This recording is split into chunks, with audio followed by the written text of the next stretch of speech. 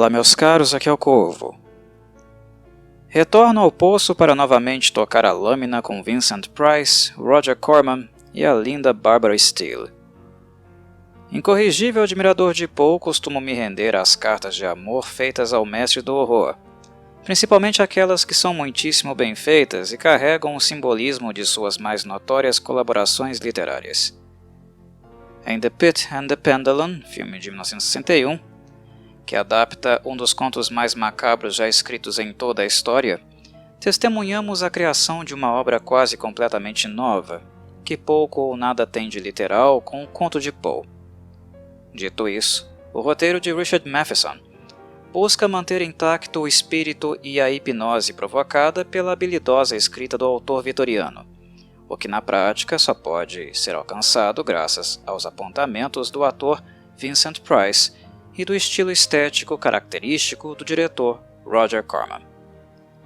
Estes três gentlemen são centrais na edificação do que ficaria conhecido como o Ciclo Poe de Corman, onde ele dedicou vários anos da carreira trabalhando em 8 filmes que prestam homenagem ao literário. Os melhores trabalhos certamente foram em parceria com Price e Matheson, a saber, House of Usher, The Pit and the Pendulum, Tales of Terror e The Raven. De forma nada surpreendente, estes foram os filmes mais memoráveis dos 8 produzidos. Ainda com a presença de Price ao seu lado, Corman também trabalhou em The Haunted Palace, The Mask of the Red Death e The Tomb of Ligeia. The Premature Burial foi o único filme de Corman sem a presença de Price, que por sua vez continuaria anos mais tarde a professar seu amor por Poe em The Oblong Box e An Evening of Edgar Allan Poe. O verdadeiro romântico da história, até mesmo em um nível poético, eu diria, foi sem dúvida Vincent Price. Na história do cinema não houve e provavelmente jamais haverá outro ator completamente submerso no texto e nas nuances melancólicas de Poe. Price aparentava ter atingido certo nível de internalização de trechos das principais obras do mestre vitoriano, narrando-os com ímpeto e extrema facilidade. Em Roger Corman, Price encontrou um braço direito para investir numa longa e satisfatória jornada de conversão de lenoras e corvos em takes, frames e suntuosos cenários, forjados com bastante detalhismo e normalmente representados fielmente com a estética do século onde os contos eram ambientados. Aspecto que notamos perfeitamente já no início de The Pit and the Pendulum, e irá perdurar até a última cena do filme. Figurino e fotografia são de requinte e refino majestosos, a ponto de serem convidativos aos sonhos mais fantasiosos de um cinéfilo apreciador dos sets clássicos, feitos à moda antiga, de respirar o mesmo ar pelo menos uma vez.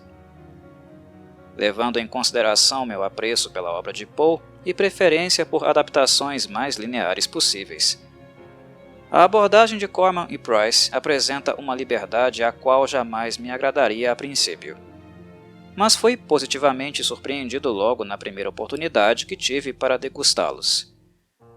Os conceitos utilizados em The Pit and the Pendulum e nas demais produções são os mesmos, porém narrados e reinventados, visando construir uma história original permeada pela ideia, visão e narrativa de Poe. Em Richard Matheson, Corman e Price encontram um roteirista de classe, mas cuja escrita pedia algumas lapidações que ambos fizeram na medida em que a obra era filmada. Corman fez alguns cortes em trechos onde a ambientação destoava do clima opressor e pessimista do conto. Cenas de felicidade e serenidade, que existiam no roteiro original de Matheson, foram prontamente descartadas. Vincent Price, por sua vez, fez várias alterações pontuais ao vivo, durante a própria atuação. O lendário ator, sensível como era, avaliava constantemente se o texto era capaz de transpirar como o texto de Poe, o que é extremamente importante. Procuramos ler Edgar com um estado de espírito adequado, em sintonia com a narrativa apresentada por ele. É isto que permite a maior imersão no cenário e o impacto causado pelos horrores e esplendores criados pelo autor. No campo da atuação, é importantíssimo proceder pelo mesmo caminho, o que Vincent Price pontuava a todo momento, quase atropelando a tarefa que, no caso, era de Roger Corman e não dele. Price, devido ao conhecimento meticuloso do conto, que inclusive estudava com atenção em busca do estado de espírito compatível, era esse tipo de ator, que podia atuar com maestria e ao mesmo tempo se autodirigir. Por essas e outras, ele é um dos meus atores favoritos de todos os tempos, pois muito além de sua voz emblemática e marcante, que poderia isoladamente dar a ele uma carreira longeva, sua capacidade de mergulhar nas personagens e metamorfoseá-las de acordo com a necessidade era ímpar. E o filme em questão demonstra isso perfeitamente.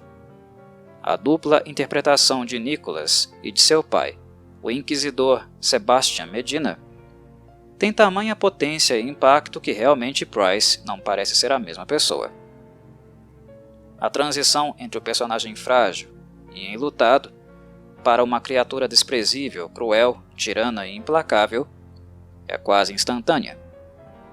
A ignição se dá no exato momento onde as barreiras da sanidade mental, já deteriorada desde a infância por uma série de horrores e abusos, são completamente rompidas, dando origem à representação do trauma internalizado de maneira plena, ou seja, a assunção do papel do pai, sem a presença das correntes do recalque que protegiam Nicholas do estado febril e perturbador que o acomete no terceiro ato do filme, o último e aquele que de fato revela aproximações com um conto de Poe. Richard Matheson, autor de obras mundialmente aclamadas como I Am Legend e Hell House, tinha a tarefa ingrata de converter em filme de 80 ou 90 minutos um conto de número módico de páginas. A escrita de Poe é marcada pelo refino e um excelente tricô de palavras, mas ao mesmo tempo era muito objetiva e evitava rodeios desnecessários. Corman sabia que seria quase impossível transformar contos tão breves em películas tão longas, e assim, com a ajuda de Price e Matheson, optou pela criação de um universo de filmes com o espírito de Poe, onde vários contos e conceitos do escritor poderiam transitar livremente pelo cenário, embora apresentasse sempre uma temática central, que aqui trata-se do poço e o pêndulo. Os cinéfilos notarão que no mesmo filme, contos como O Enterro Prematuro ou O Barril de Amontilado vivem espiritualmente. Isso não quer dizer que estão sendo retratados neste espaço, que está sendo ambientado para que o clímax do poço possa finalmente explodir e o pêndulo descer, cumprindo sua macabra finalidade. Mas o leitor mais assíduo de Poe terá a sensação de que outros contos do autor estão assombrando o cenário, como se fossem almas penadas animadas pela excelente música de Les Baxter. Este tipo de abordagem está presente nas adaptações com a assinatura Corman Matheson Price, e de certo modo as deixam muito peculiares. São originais, sem o completo descolamento da parte conceitual dos contos, e o melhor, nos faz habitar um mundo que poderia existir dentro da mente de Edgar Allan Poe. Sendo assim, por mais que eu prefira adaptações com o máximo de fidelidade, ao mesmo tempo não posso negar que, mesmo na ausência de literalidade, a fidelidade está sim presente.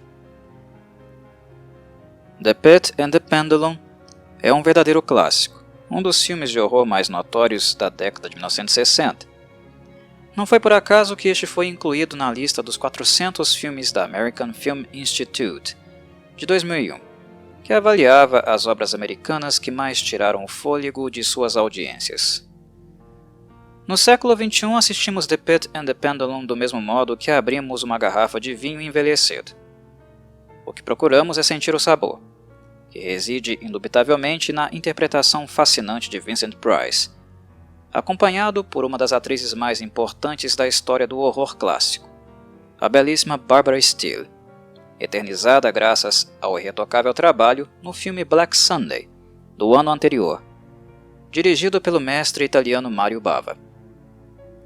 Curiosamente, ela fez, em Black Sunday, o mesmo que Vincent Price é desafiado a fazer em The Pit and the Pendulum: interpretar dois papéis, duas personalidades completamente distintas. Objetivo que ambos atingem com maestria. Esta classe refina o presente nos atores do passado, que precisavam fascinar por meio da interpretação e não dispunham da bengala dos efeitos especiais que neste século tanto nos entorpece, é um dos motivos para ainda assistirmos a um filme como este. O amor por Paul, sem dúvida, é uma porta de entrada e vemos indubitavelmente sua obra sendo devidamente homenageada por gente que de maneira muito transparente demonstra sua admiração. Dito isso, se entrarmos por Paul, ficamos por Vincent Price. O homem dava aula de atuação. Como qualquer clássico da literatura, que se impõe a nós como fonte de conhecimento e inspiração, Vincent Price é, analogamente, o mesmo para as artes cênicas. Uma referência imprescindível para todo ator ou atriz que faz da sua voz, expressão e corpo um instrumento para hipnotizar e fascinar a plateia, seja no teatro, TV ou cinema. Saudações Corvides.